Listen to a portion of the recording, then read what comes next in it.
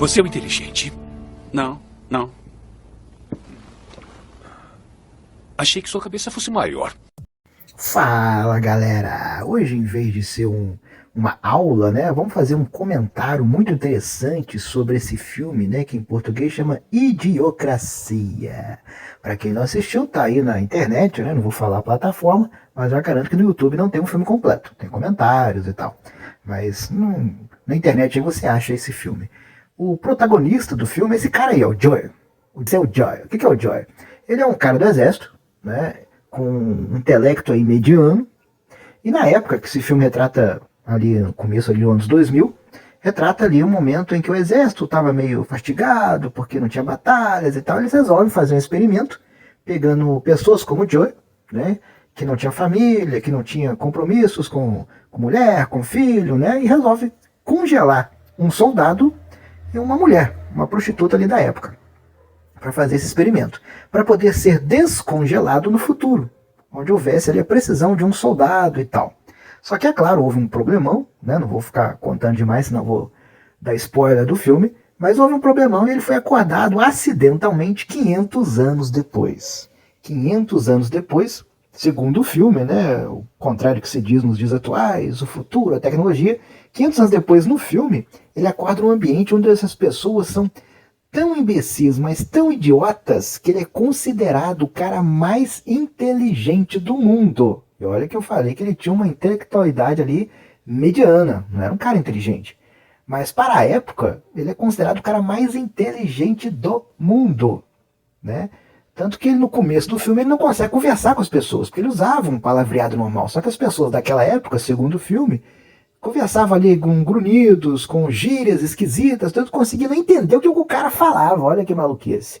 E ele acaba indo para o hospital. Chega no hospital, o médico lá atende ele. O médico é um jovem, um rapaz muito novo, que claramente parece estar ali por efeito de entorpecentes.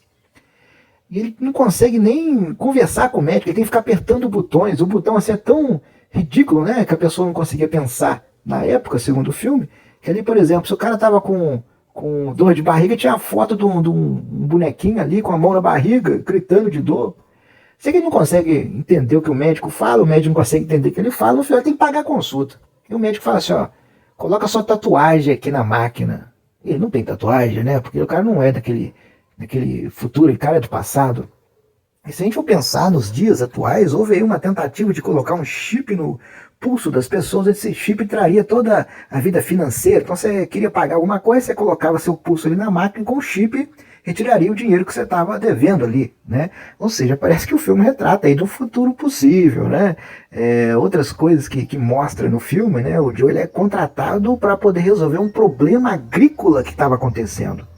Porque no filme, as pessoas, em vez de irrigar a terra com água, irrigavam com refrigerante.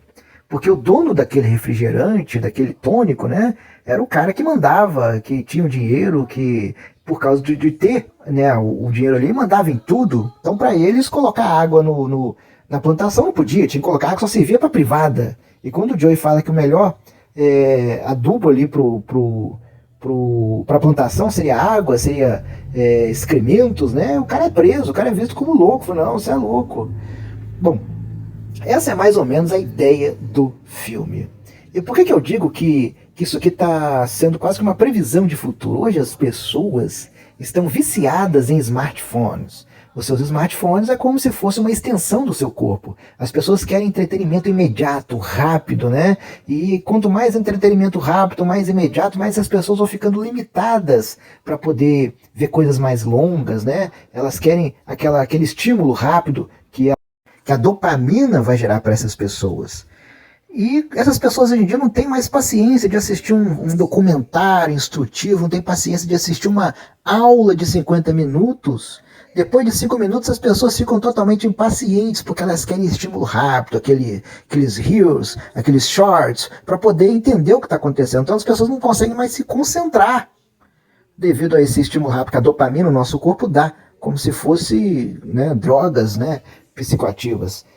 E se continuar desse jeito, vai acontecer esse futuro que esse filme retrata. Isso é muito triste. Então a gente tem que tomar cuidado com o nosso futuro para que ele não vire o futuro que está sendo colocado nesse filme. Por isso que eu aconselho, assista esse filme.